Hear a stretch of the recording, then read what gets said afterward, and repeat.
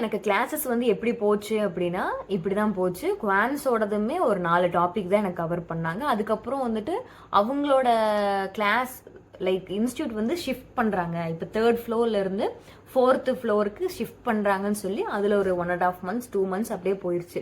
அதுக்குமே இது ஆன்லைன் கிளாஸாவது வச்சு கவர் பண்ணிருக்கலாம்.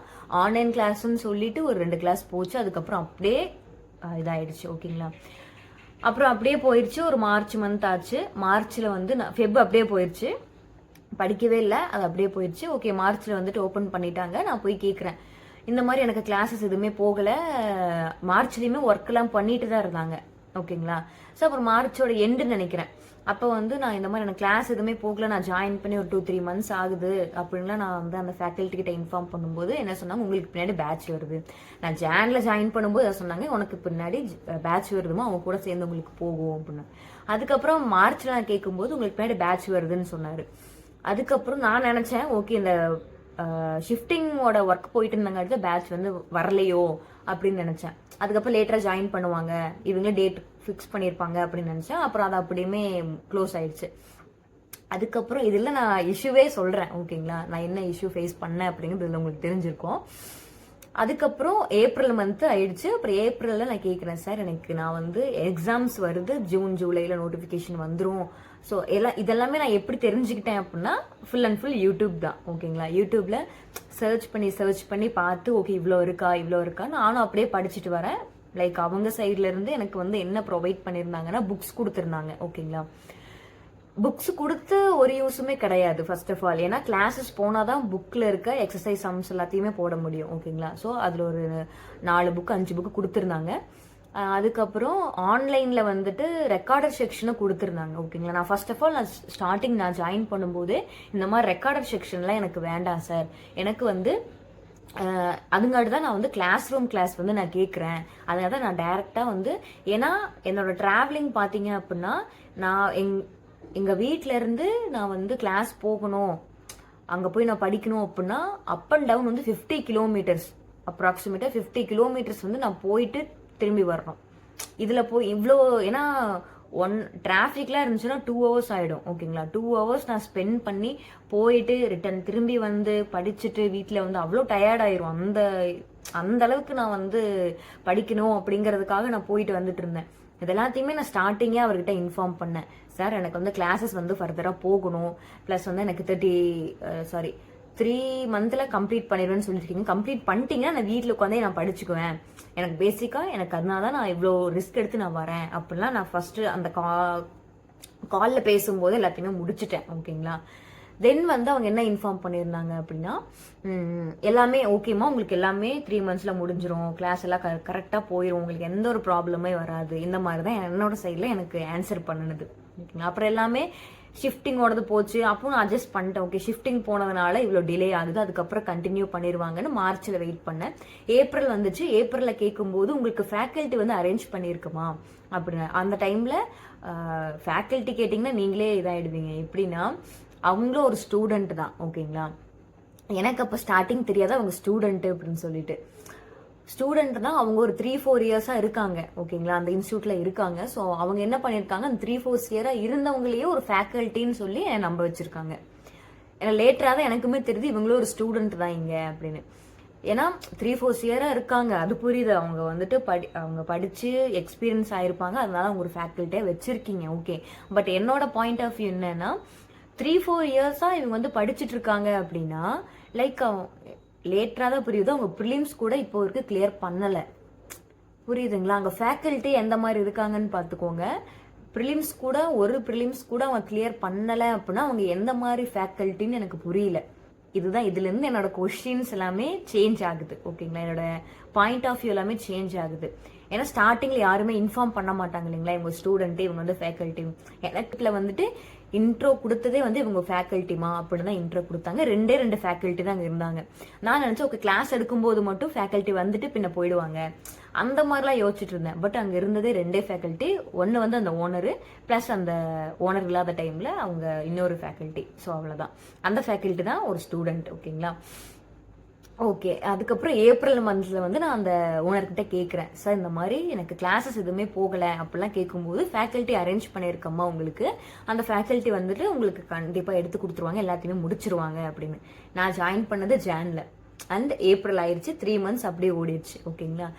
ஓனருமே வர்றதில்லை. ஓகேங்களா. ஸோ பிரேக் ஒரு ஈவினிங் ஒரு 5 o'clock மேலே தான் வருவார் அப்படின்னா, நான் ஈவினிங் ஒரு 4 o'clock கிளம்பிடுவேன். அவங்க வந்து 5 o'clock தான் இன்ஸ்டியூட்டுக்கே வருவார், ஈவினிங் 5 o'clock. நான் டேட்டா பார்த்து பேச முடியறதில்ல.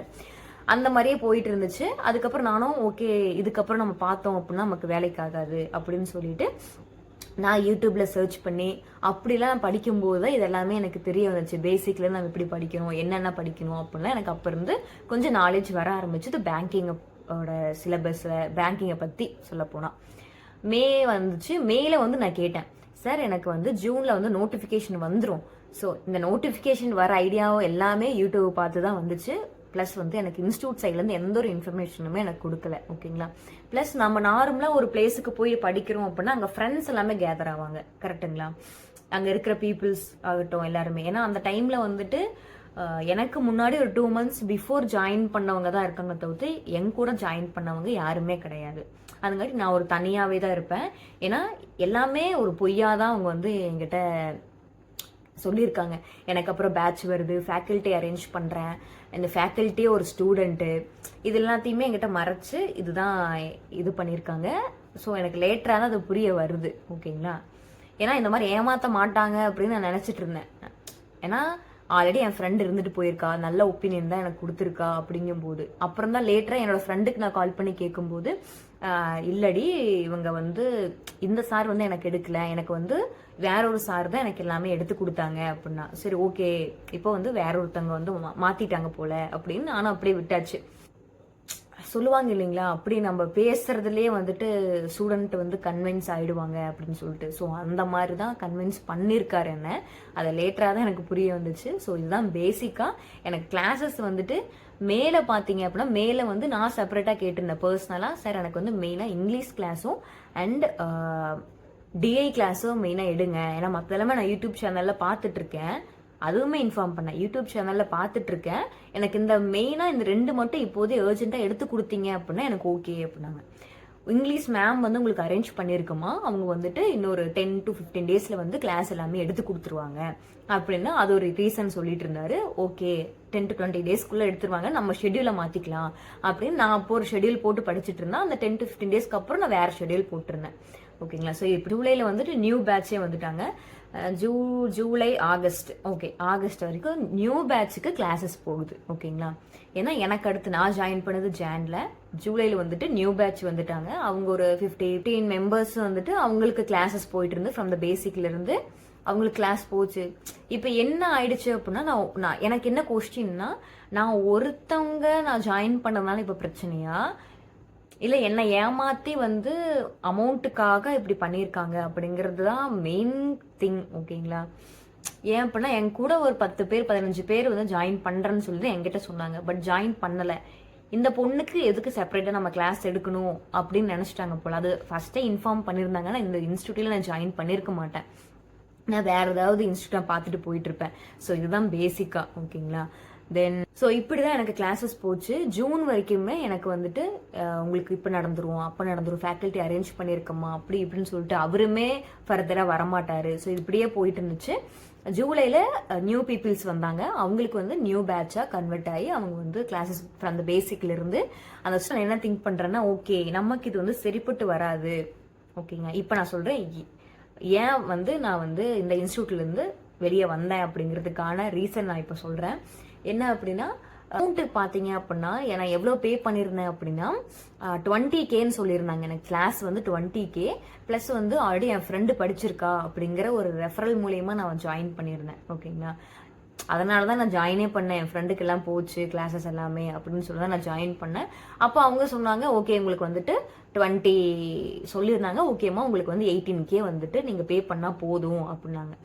அதுவுமே சொன்னதுமே ஒரு கேட்டதுமே ஒரு 2-3 daysல வந்துட்டு சும்மா கால் பண்ணிட்டு அமௌண்ட்டு கேட்குறது அந்த மாதிரி தான் பண்ணிட்டு இருந்தாங்க. மெசேஜ் பண்ணுறது இந்த மாதிரிலாம் பண்ணிட்டு இருந்தாங்க. நான் அந்த டைமில் வந்து அப்போவே எனக்கு தோணுச்சு, ஒரு டீச்சரா இருக்கவங்க வந்து ஒரு ப்ரொஃபஷனலா இருக்கவங்க ஃபர்ஸ்ட் ஒரு ஸ்டூடெண்ட்டுக்கு அவங்க கிளாஸுக்கு வரும்போது கேட்கறது வேற, வர்றதுக்கு முன்னாடி இருந்தே அமௌண்ட்லயே இருக்காங்களே அப்படின்னு இருந்துச்சு.